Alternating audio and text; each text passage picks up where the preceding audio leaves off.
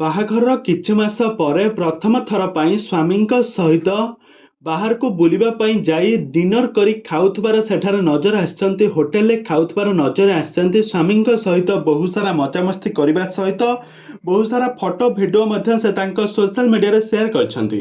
ତେବେ ଦର୍ଶକ ବନ୍ଧୁ, ଏ ସମ୍ପର୍କରେ କ'ଣ ରହିଛି ଅଧିକ ଅପଡେଟ୍ ଜାଣିବା ପାଇଁ ହେଲେ ଆପଣମାନେ ଆଜିର ଭିଡ଼ିଓଟିକୁ ପୁରା ଶେଷ ପର୍ଯ୍ୟନ୍ତ ଦେଖନ୍ତୁ।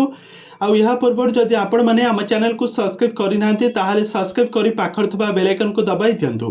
ଦର୍ଶକ ବନ୍ଧୁ, ଅଲିଉଡର ଜବରଦସ୍ତ ସିଙ୍ଗର ନମିତା ଅଗ୍ରୱାଲଙ୍କ ଘରର ବଡ଼ ବୋହୂ ଯିଏକି ତମନ୍ନା ଅଗ୍ରୱାଲ ବର୍ତ୍ତମାନ ସମୟରେ ତାଙ୍କ ସ୍ୱାମୀଙ୍କ ସହିତ ସିଦ୍ଧାର୍ଥ ଅଗ୍ରୱାଲଙ୍କ ସହିତ ସେ ବାହାରକୁ ବୁଲିବା ପାଇଁ ଯାଇଛନ୍ତି। ବାହାରେ ବୁଲିବା ସହିତ ସ୍ୱାମୀଙ୍କ ସହିତ ବୁଲିବା ସହିତ ବହୁତ ସାରା ସ୍ଥାନରେ ମଜାମସ୍ତି କରି ବହୁତ ସାରା ସ୍ଥାନରେ ବୁଲାବୁଲି କରିସାରିବା ପରେ ସ୍ୱାମୀଙ୍କ ସହିତ ଗୋଟେ ରେଷ୍ଟୁରାଣ୍ଟରେ ଖାଉଥିବାର ନଜରରେ ଆସିଛନ୍ତି। ସ୍ୱାମୀଙ୍କୁ ଖୁଆଇ ଦେଉଥିବାର ନଜରରେ ଆସିଛନ୍ତି। ଏମିତି କିଛି ଫଟୋ ଭିଡ଼ିଓ ବର୍ତ୍ତମାନ ସମୟରେ ସୋସିଆଲ ମିଡ଼ିଆରେ ସେୟାର କରିଛନ୍ତି ତମନ୍ନା ଅଗ୍ରୱାଲ।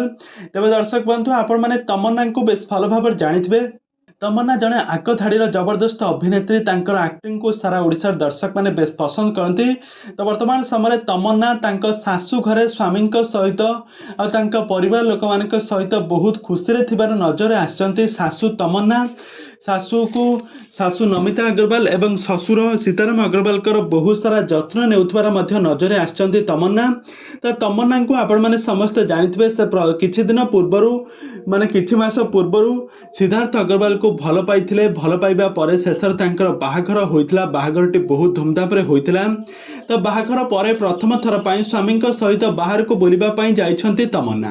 ତ ଏମିତି କିଛି ଖବର ବର୍ତ୍ତମାନ ସମୟରେ ସୋସିଆଲ ମିଡ଼ିଆରେ ବେଶ ଭାଇରାଲ ହେଉଛି। ତେବେ ଦର୍ଶକ ବନ୍ଧୁ, ଆପଣମାନଙ୍କୁ ସିଦ୍ଧାର୍ଥ ଏବଂ ତମନ୍ନାଙ୍କ ଯୋଡ଼ି ଆପଣମାନଙ୍କୁ କେମିତି ଲାଗେ ଆମକୁ ନିହାତି ଭାବେ କମେଣ୍ଟ ବକ୍ସରେ କମେଣ୍ଟ କରନ୍ତୁ। ଆଗକୁ ଏହିଭଳି ଅଲିଉଡ ସମ୍ବଳିତ ବା ସିରିଏଲ ଦୁନିଆ ବିଷୟରେ ଅଧିକ ଖବର ଜାଣିବା ପାଇଁ ହେଲେ ଆପଣମାନେ ଆମ ଚ୍ୟାନେଲକୁ ସବସ୍କ୍ରାଇବ୍ କରି ପାଖରେ ଥିବା ବେଲ୍ ଆଇକନକୁ ଦବାଇ ଦିଅନ୍ତୁ।